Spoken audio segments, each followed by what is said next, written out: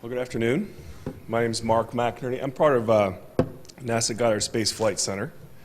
And Peter Griffith and actually Liz were unable to attend AGU this year, so I'm part of the technical team. And this is going to be an overview of ABoVE, which is the Arctic Boreal Vulnerability Experiment, and how it's going to interface with in-situ data networks. And we also have a technical component that we're bringing to this solicitation, if you weren't already aware. So this is an overview of ABoVE and the solicitation that's going to be out. Actually, it is out. It came out this month. So I don't normally read from my charts, but this one I'm going to, since I'm part of the technical team, and this is really what breaks down the ABoVE campaigns and the solicitation. So let's just read it. It says, ABoVE is the next NASA terrestrial ecological field campaign focused on environmental changes in Arctic boreal regions of the Western North America with implications in ecological systems and society. Wow, that was easier to read by myself when it stands up here. So really, the overarching question is how vulnerable or resilient are ecosystems and society to environmental change in the Arctic boreal region of Western North America? And that's what the question the ABoVE campaign is looking to answer. So the overarching science objective, right, is the investigation of the underlying processes and their interactions that control vulnerability, resilience in the Arctic boreal systems of Western North America to environmental change, and to access how people within the boundary, access from beyond the region may respond to changes in these processes and interactions. Wow, I need glasses too. All right, so that's what it is. So this right here is an image of the actual campaign's region. So the core of the red and the extended region is in purple, and it spans the environmental gradients variations common to the Arctic and boreal ecosystems. If you look on the right, there's bolded items which are the key environmental gradient variations, and in bold are the gradients that are within the in-situ networks. So say physical climate weather, permafrost extents, ground ice content, and the stream flow. These boundaries were developed based on the geographic and political boundaries of the region. That's how they were selected. And this is a solicitation, so you can see this chart and the next chart really reinforce the same idea, but there are gaps in these areas for in-situ data. So in this solicitation that's going out, scientists can propose, and if they ultimately win, will be expected to tie into these in-situ networks, follow their standard data protocols. We're not trying to reinvent the wheel here. It's just filling the gaps of where data is needed.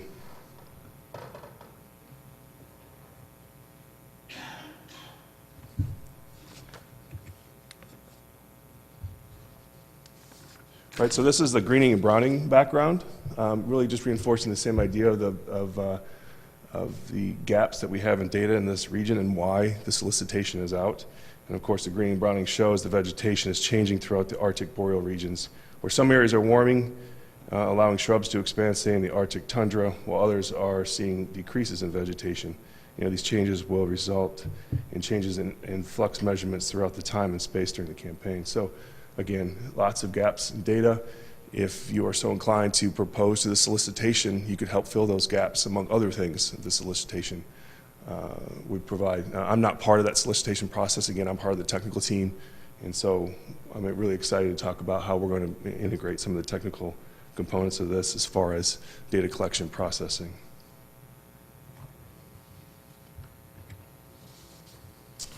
So this is just an image that highlights that basically from spacecraft to aircraft to ground data, there's a lot of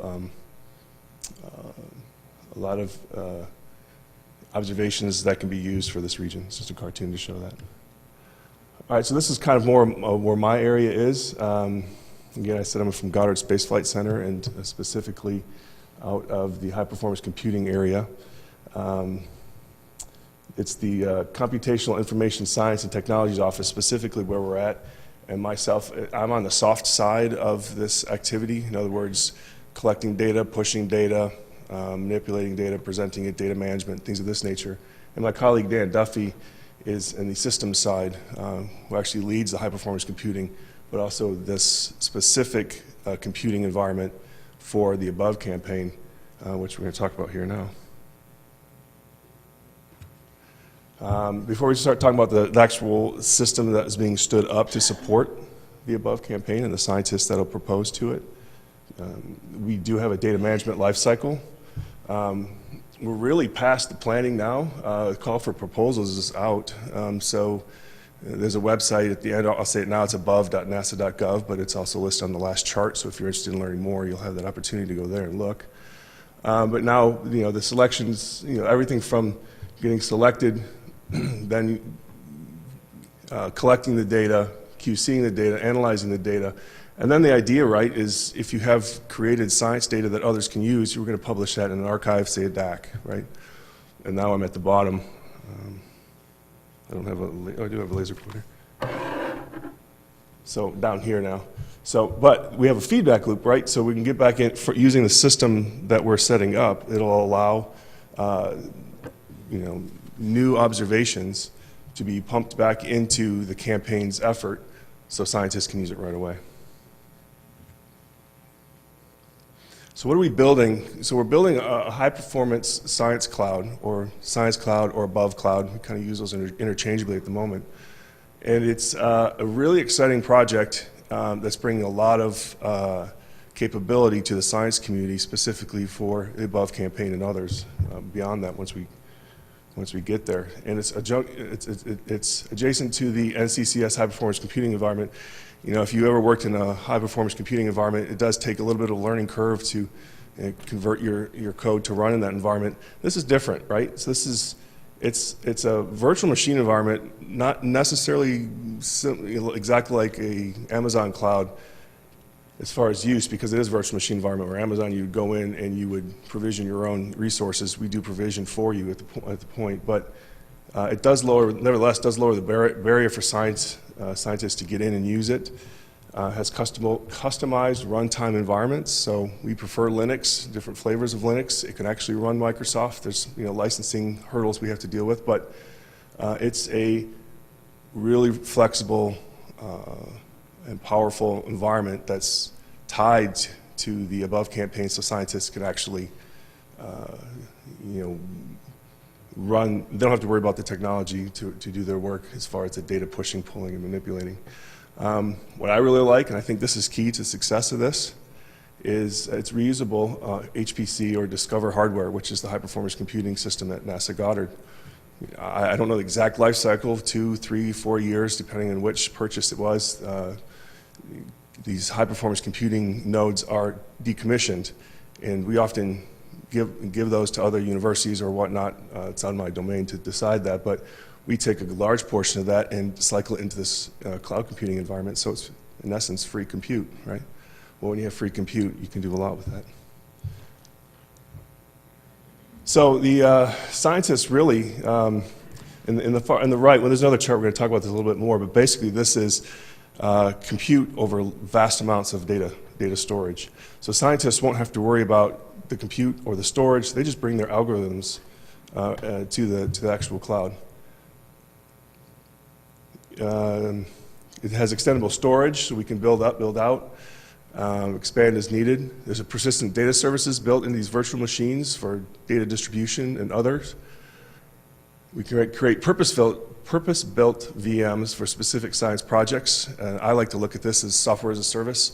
If you have common tools or services that scientists are using, you build it into a common virtual machine environment. They can pull it off the shelf and they can use it. Now you don't have to. Not only do you don't have to worry about setting up technical environments for your individual project or the storage for your individual project, but now you don't have to worry about installing all the data. Well, data too, but the tools you'll use since they're common.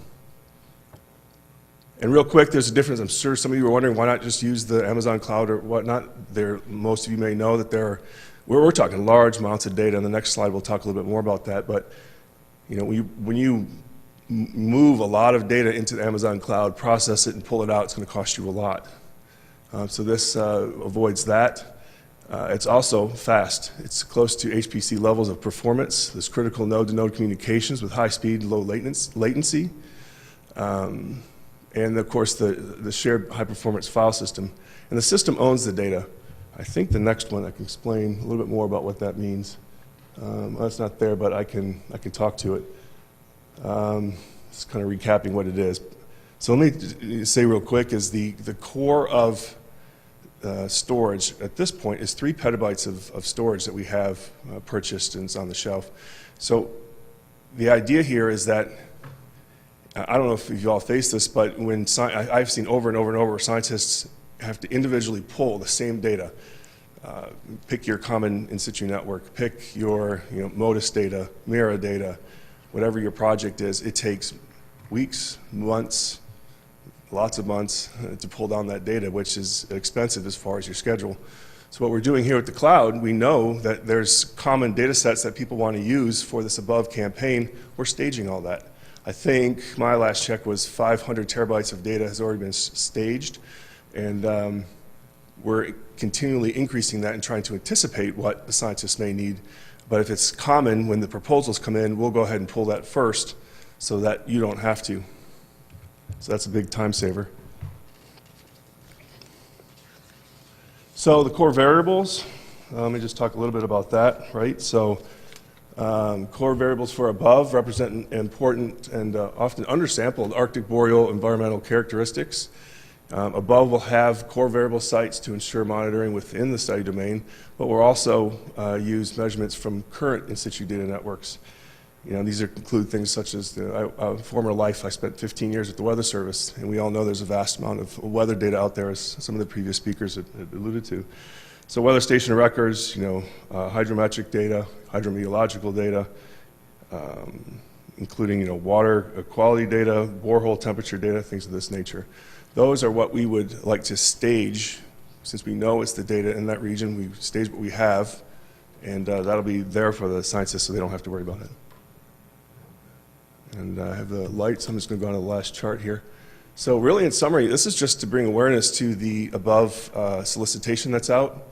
And in the ABoVE will contribute to in-situ networks and utilize current community standards in order to accelerate the science within the Science Cloud as well. And I encourage you to go to above.nasa.gov if you have any other questions. There's contact information there, or you can also reach out to me, and I can funnel you to the right people. So, thank you.